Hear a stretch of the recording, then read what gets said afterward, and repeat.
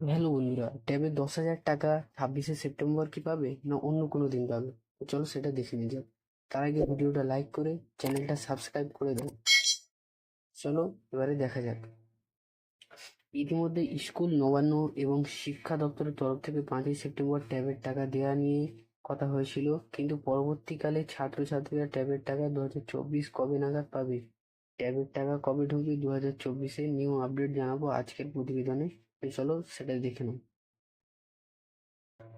তরুণী স্বপ্ন প্রকল্প 2024 টাকা কবে দেবে?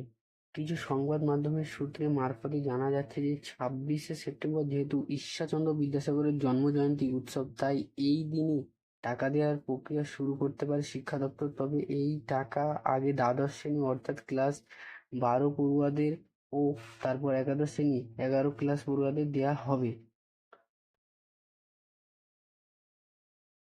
অ্যাকাউন্টে ঢুকে যাবে, চিন্তার কোনো কারণ নেই। আর এই দিনে রাজ্য সরকার 15 থেকে 16 লক্ষ ছাত্রছাত্রীদের অ্যাকাউন্টে ট্যাব কিংবা মোবাইল কেনার অর্থ বাবদ 10,000 টাকা 26শে সেপ্টেম্বর অর্থাৎ পুজোর আগে ভিডিওটা পাঠাতে যদি পারে। ভালো লেগে থাকে ভিডিওটা লাইক করে চ্যানেলটা সাবস্ক্রাইব করে যাতে নোটিফিকেশনটা বাজিয়ে দাও, পরের ভিডিও তোমাদের কাছে খুব শীঘ্রই চলে যাবে।